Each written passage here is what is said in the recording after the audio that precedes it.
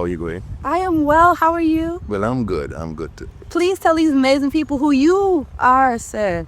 Well, hello everyone. My name is Kurtis Gross. I am a performer, facilitator, as well as a teacher and director, writer. Everything is, as we say in my term. Renaissance man over here. Oh my gosh.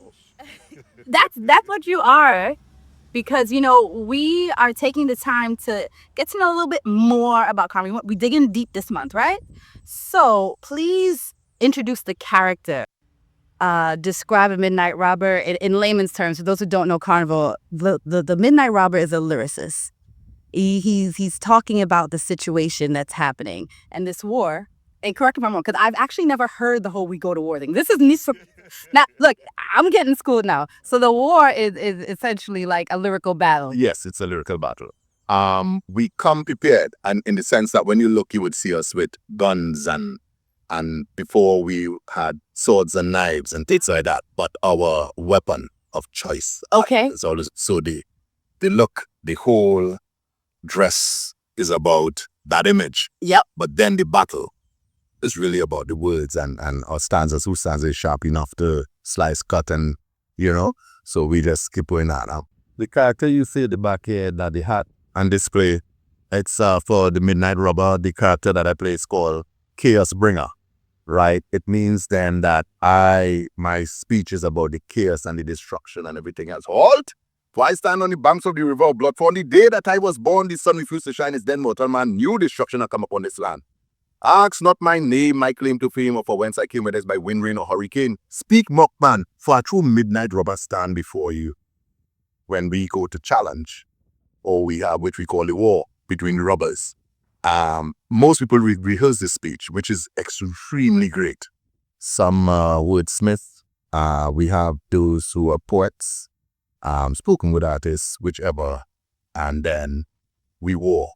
Usually, because I improv a lot, I'm always ready for the war, right? No, I will not war much because of my improving skill set.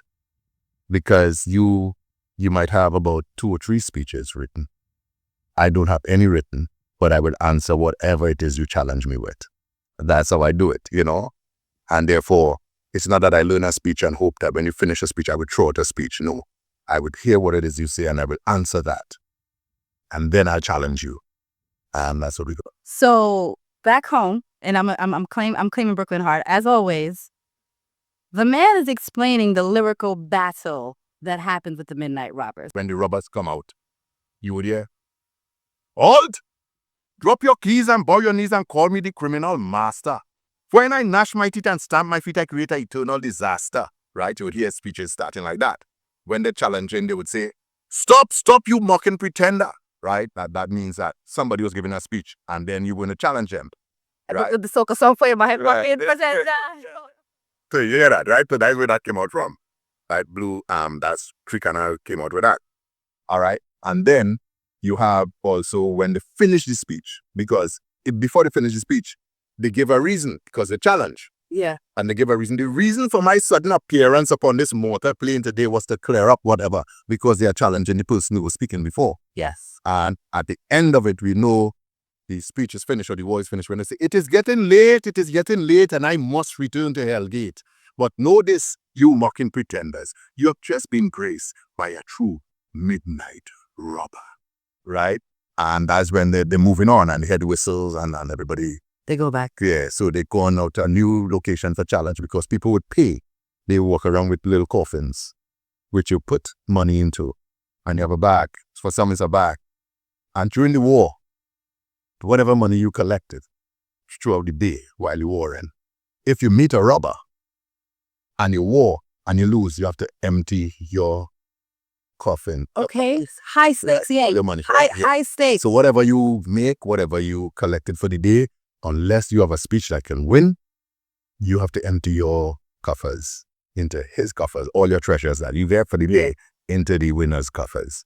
So robbers would be prepped for war. And when that war comes out, the speech, the toulantage, all these things start. Right. Really think that is what the people, they love. We know you're going to give a speech, but let's see how you deliver it. Yes. How your The kill, your performance. cuff, how your strikes, your thrusts, your cuts, how it comes, you know? So we look at that, and it happens in a lot of different masks, because if you know about the Peru war is more with education. Yeah. It's more knowledgeable and all this sort of thing. That's what the Peru did. But right now we're on the midnight rubber. Right. So we have that, and the theater, the theatrics of it. Some of us choose to give a bit of history. I talk a lot about history in the formation of not our band, because I will not try to go into how Mystery Raiders was formed, because I know how it was formed. Right. But when the Rubbers first came out, they actually came out of the cemetery.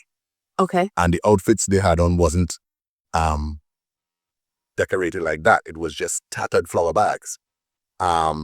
Because growing up many years ago, children believed that the gates of hell was at the cemetery.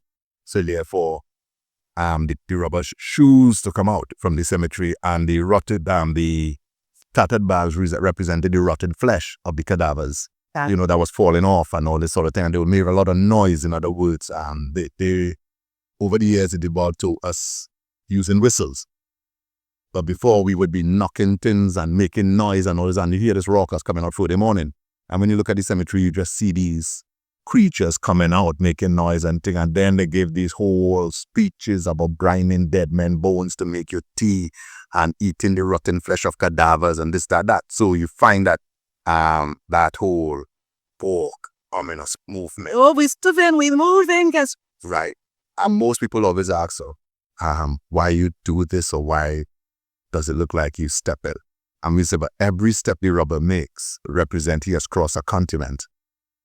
So that is why the whole movement, when you look at the Rubber, when he stands, and you find that he's always at the ready for war. So you find that taking after the old, it's like you step into a new continent, a new country, and another part of the world. But most people don't see that, because the Rubber, the step is so stylized. When you step high and then you come down, ram, and you shake. Meaning when you step, it's an earthquake. You shake the earth, right? So you would see some Rubbers do things like this, right? So you're shaking the earth. That's when you step. Wow. We want to see what it is. That's why you find that people open the key. And we rock. Right? To get some of that. Then it's a whole lot of things, because the key, if I may borrow this just to show you, where the breeze with good life, right to the key. You find out we step, so you see how it flows at the back. Looking at that. And it's all about showing skull. Right? This.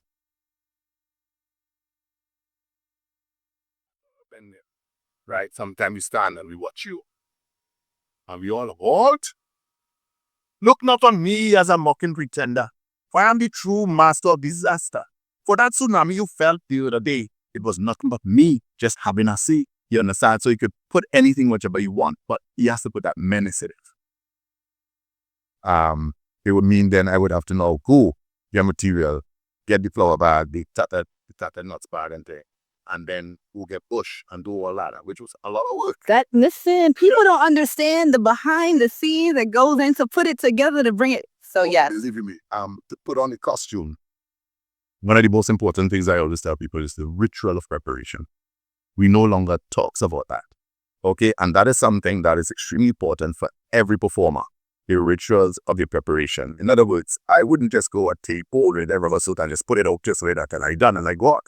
No, everybody in the band know that I would come, I would lay the clothes out. We may talk a little bit, relaxing. I pray too. Right. And while we talking and pray. And then I may start to prep myself. And then I will undress my top. And then start to prep. Put on whatever shoes and something below before I put all that. Prep. Put on my mask, do everything else, make sure. Put on costume, make sure everything is okay. The last thing that I ever put on is my hat. And that's when I'm full Chaos Bringer. Only when I put my hat on. I will not perform without my mask. Because that has become synonymous with Chaos Bringer. So you find that The man does not, I will come out to perform, but if I don't have my paint, You're not. sorry, no, I'm not going to go on stage.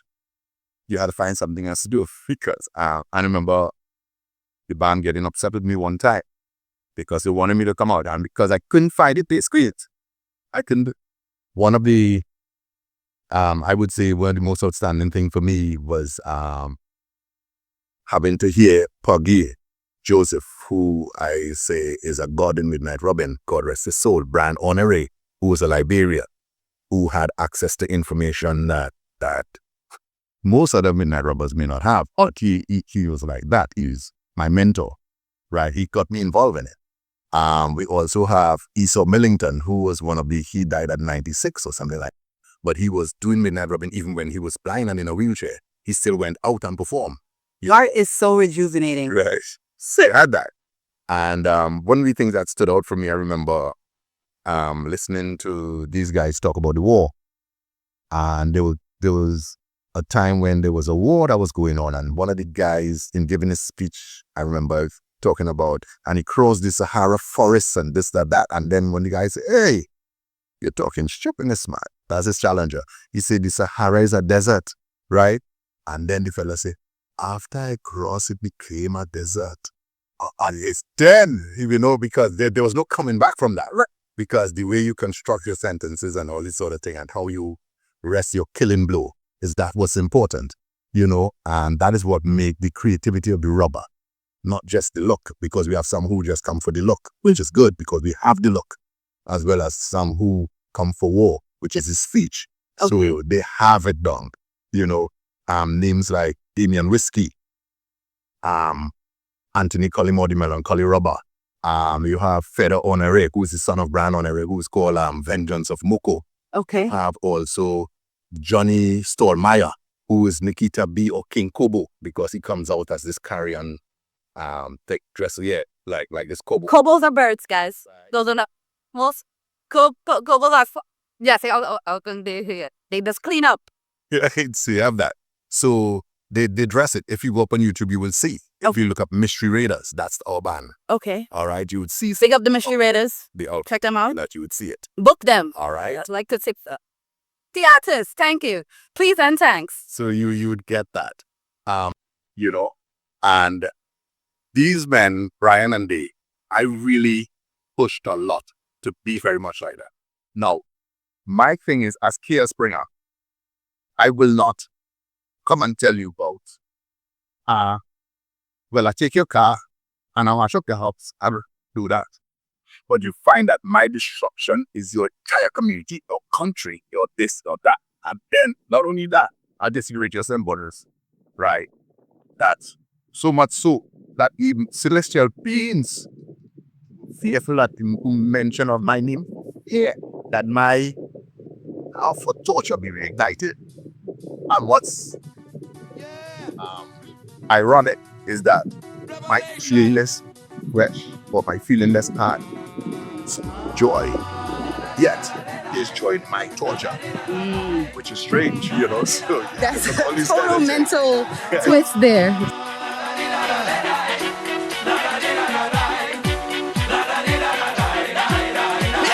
He promised to buy next time. He promised to buy next time. He promised to